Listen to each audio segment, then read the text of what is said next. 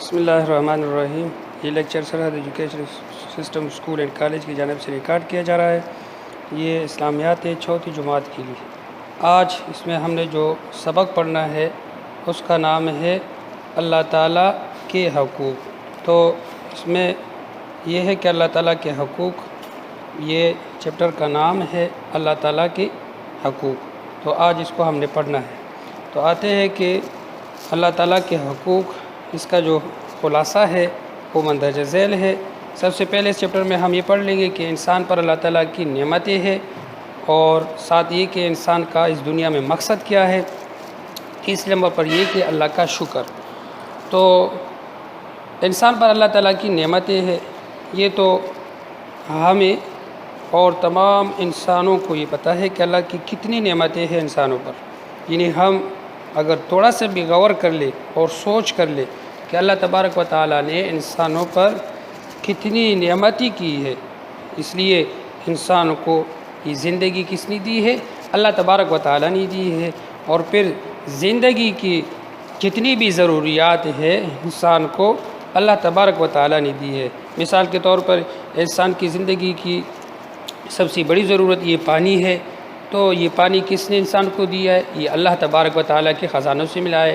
اور اسی طرح انسانی زندگی کی ضرورت ایک ہوا، سانس لینا ہے، تو یہ ہوا کے ذریعے اللہ تبارک و تعالیٰ نے یہ بھی انسان کو دیے۔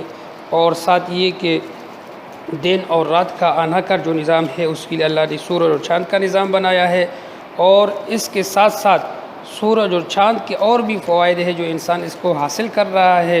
اس کے ذریعے فصلیں جو ہے وہ اگ جاتی ہے اور پک جاتی ہے، اور خوراک کی جو جتنا بھی نظام ہے اس زمین سے اگنے والی جتنی بھی خوراک ہے، فصل ہے، اناج ہے، پھل ہے، فروٹ ہے، یہ اللہ تبارک و تعالیٰ ہی نے انسان کو دی ہے۔ یعنی ہم اگر تھوڑا سا بھی دماغ اور دل پہ یہ سوچ لے کہ یہ جتنی بھی نعمتیں ہیں، ہمارا جسم ہے، ہمارے آنکھیں ہے، ہمارا دل و دماغ ہے، یہ ساری نعمتیں اللہ تبارک و تعالیٰ نے ہم مفت دی ہے اور بغیر کسی قیمت کی عطا کی گئی۔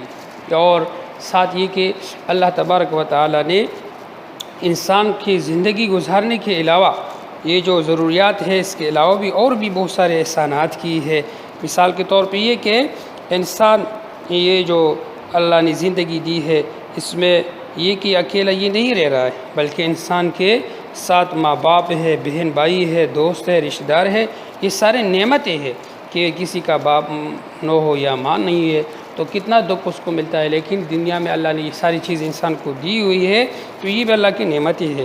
اور اس لیے اللہ تبارک و تعالیٰ نے اپنی نعمتوں کے بارے میں ارشاد فرمایا ہے کہ انسانوں اگر تم میری نعمتوں کو شمار کرنا چاہتے ہو تو اس کو شمار نہیں کر سکتے ہو۔ وَإِن تَعُدُّوا نِعْمَتَ اللَّهِ لَا تُحْصُوهَا، کہ میرے بندو اگر تم میری نعمتوں کو شمار کرنا چاہتے ہو تو یہ آپ شمار نہیں کر سکتے ہو۔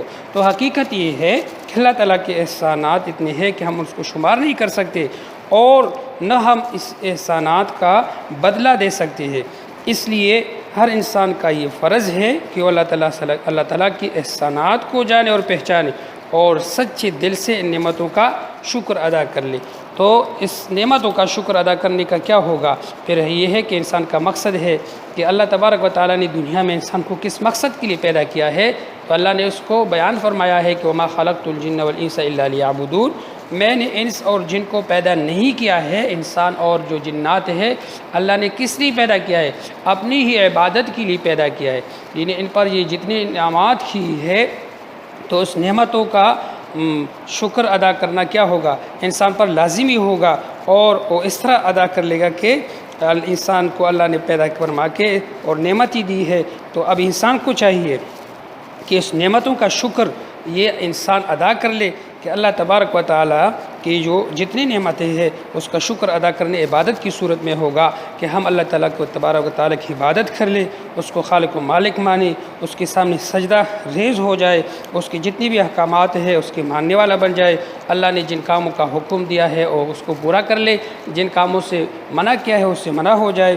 اور ساتھ یہ کہ اس کے ساتھ ساتھ زندگی کی تمام کاموں میں ہم آخری نبی صلی اللہ علیہ وسلم کی باتوں کو بھی مانیں اور آپ صلی اللہ علیہ وسلم کے احکامات کی پیروی کر لیں، اور 5 وقت کی نماز پابندی کے ساتھ ادا کر لیں، اور جو جس پر روزے فرض ہو اس کو روزے رکھ لینا چاہیے، اور ساتھ یہ کہ جو صاحب نصاب ہے اللہ نے مال دیے ہے اس پہ زکوٰۃ فرض ہے، زکوٰۃ دے دے، یہ بھی اللہ کا حکم ہے، اور جو حج جس پہ فرض ہوا ہے وہ حج ادا کر لے۔ تو یہ جتنا بھی عبادت کا تصور ہے یہ شکر کا ہے کہ انسان اللہ کا شکر کس طرح سے ادا کر سکتا ہے، وہ عبادت کی شکل میں ادا کر سکتا ہے۔ تو اس لیے ہر انسان کو چاہیے کہ حد الوسع اللہ کو راضی کرنے کے لیے اپنی مال، جان اور تمام چیزیں اللہ کی راہ میں لگا لے، تاکہ اللہ خوش ہو جائے، اور اللہ کی نعمتوں سے لطف اندوز ہونے کا مقصد بھی یہی ہے کہ اللہ کی ہر نعمت کا شکر عبادت کی صورت میں دی جائے۔